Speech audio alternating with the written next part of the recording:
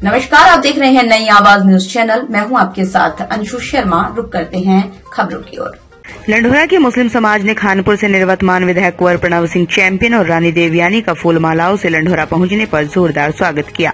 कस्बे की मदरसा आयशा सिद्दका में इस वर्ष आलिम का कोर्स कर चुकी 16 मुस्लिम छात्राओं को ट्रॉफी देकर सम्मानित किया। इतना ही नहीं, कुंवर प्रणव सिंह चैंपियन और रानी देवयानी ने अरबी मदरसे की बेटियों की जमकर सराहना करते हुए कहा, आज बेटियां किसी से कम नहीं हैं। कुंवर प्रणव सिंह चैंपियन ने कहा, सरकार बेटी बचाओ बेटी पढ़ाओ पर अधिक ध्यान दे रही है। खेल से लेकर सेना हो या सिविल सर्विस, सभी में बेटियों ने बाजी मारी है।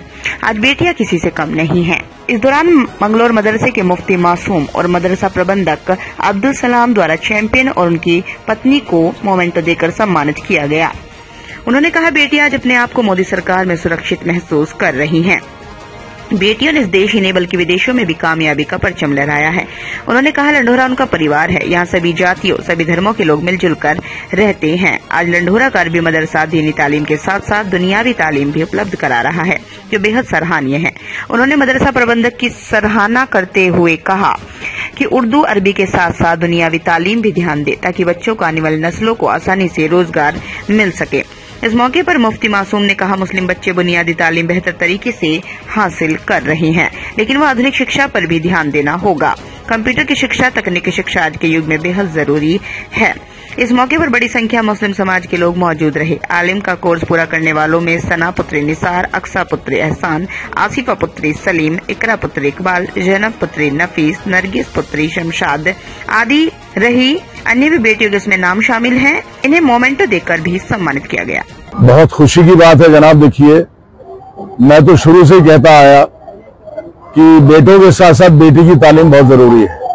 जहां दुनियावी तालीम की अपनी अहमियत है, वहां दीनी तालीम का भी कोई कम अहम नहीं है। आज की दुनिया में जब लोग अपने रास्ते से भटक रहे हैं, अपने धर्म के संस्कारों को भूल रहे हैं, तो हमें ताकत तो वही प्रदान करेगा ना। अभी हमारे मुफ्ती साहब तशरीफ फरमाए हैं मंगलौर से। मेरी कुछ जिज्ञासा थी, जैसे इस्लाम धर्म के बारे में मैंने पूछा, मैंने कहा कुरान, हदीस और इजमा, तो मुफ्ती साहब ने उसका फलसफा बयान किया। मुझे बड़ा अच्छा लगा सुन के, मेरे को एक तरह की नॉलेज मेरी बढ़ी। और आज हमारी बेटियां जिस लिहाज से आसमान में अपने पर फैला के जा रही, बड़ी खुशी की बात है। हमारे उसामा भाई ने एक नई पहल की कि अरबी मदरसा जो लंढोरा में इसकी बिस्मिल्लाह पढ़ी हुई शुरुआत हुई, और उसकी इब्तिदा में आज बेटियां जो आगे निकली हैं, बहुत खुशी की बात है। देखिए, बेटा पढ़ता है तो एक पीढ़ी पढ़ती है, बेटी पढ़ती है तो 3 पीढ़ियां पढ़ती हैं। पहली पीढ़ी तो वो खुद है, दूसरी जहां निकाह शादी की बात जाएगी उस परिवार को अच्छा करेगी, तीसरा जब उसके संतान उत्पन्न होगी, उसके बेटे बेटियां पैदा होंगे, उनके अंदर संस्कार डालेगी, दीनी तालीम के भी दुनियावी तालीम के भी। तो बेटी का पढ़ना बहुत जरूरी है। और आज के युग में बेटी बेटा एक समान है। हमारी बेटियां भी अफसर बन रही हैं, नौकरी कर रही हैं, अपने पैरों पर खड़ी हैं। खुदा ना खास्ता कुछ उनके साथ हादसा गुजर जाए तो ऐसा ना हो बेचारी कि वो किसी पे निर्भर हो, अपने पैरों पे खड़ी हो, अपने परिवार का लालन पालन कर सके। और आज लंढोरा में हमें देखने को मिला कि हमारी बेटियां हमारे बेटों के साथ कंधे से कंधा मिला के आगे बढ़ रही हैं। हम अपना आशीर्वाद और शुभकामनाएं देते हैं कि इसी लिहाज से दुनियावी तालीम और दीनी तालीम की इब्तिदा जो हुई है, इसमें इजाफा हो और हमारे बच्चों का कैरियर इसमें अच्छा बने। पहले लड़कियां 4 दीवारी में कैद रहती थी, पढ़ नहीं पाती थी, मदरसे भी नहीं जा पाती थी। लंढोरे में जो नया साबित हुआ है, किस तरह से देखते हैं आपकी खास?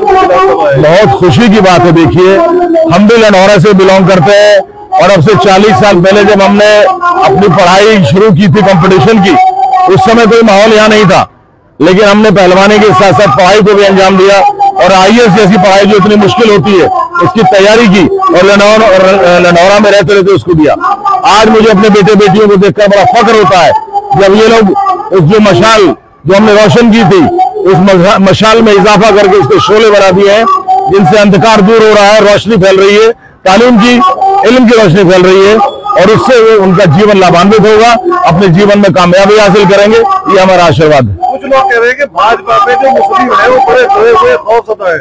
आज जिस तरीके से लंढोरा में आपको बुलाया गया है, क्या इससे महसूस करें कि किस तरह से देखें इसे कि चैंपियन साहब और बीजेपी?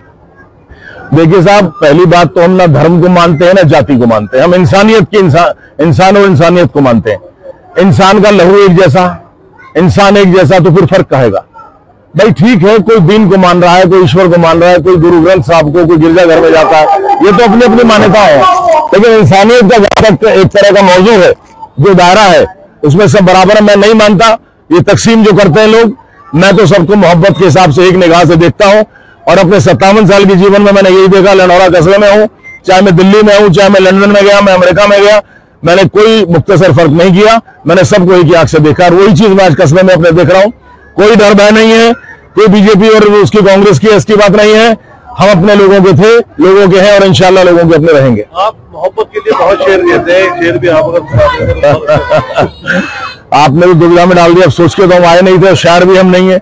कभी कभार कहीं किसी का कलाम चुरा लिया और कह दिया। गम आशिकी से कह दो रहे आम तक न पहुंचे, गम आशिकी से कह दो रहे आम तक न पहुंचे, मुझे डर है ये कि तोहमत तेरे नाम तक न पहुंचे। ऐ शान बेनियाजी तुझे बेवफा मुबारक, मगर ऐसी बेरुखी क्या कि चैंपियन का सलाम तक न पहुंचे। बिस्मिल्लाहिर्रहमानिर्रहीम। सबसे पहले तो मैं आपका और आपके चैनल का शुक्रिया अदा करता हूं कि आप हजरात ने मुझे इस लायक समझा कि आप मेरे पास तशरीफ लाए।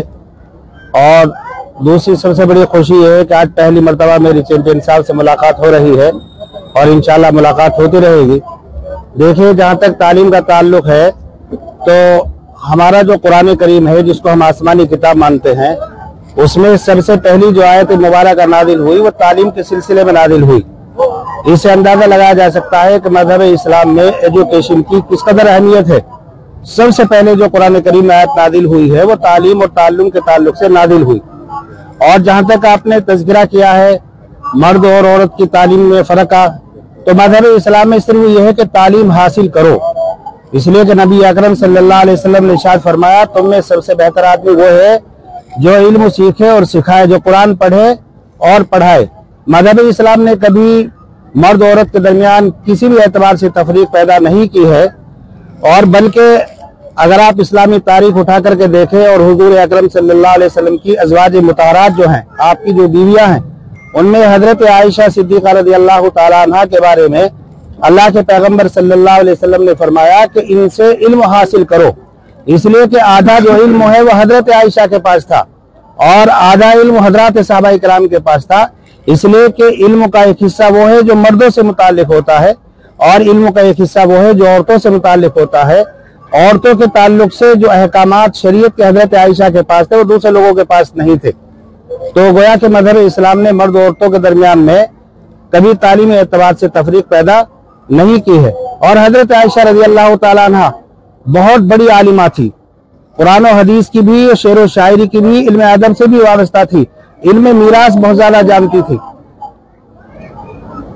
फिलहाल की खबरों में बस इतना ही। बाकी खबरों के लिए देखते रहिए नई आवाज न्यूज चैनल। नमस्कार।